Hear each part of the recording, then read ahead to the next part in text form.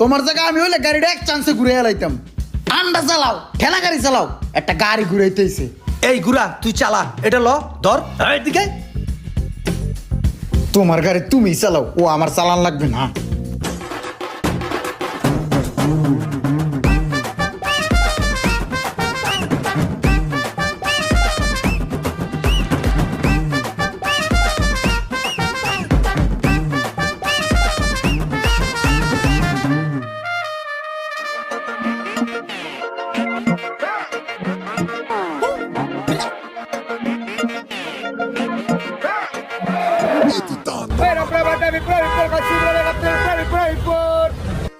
মেজাজটা কান্না খারাপ হয়, আমার বায়ে চাপাই দিও, যাত্রী বলাইতেছে।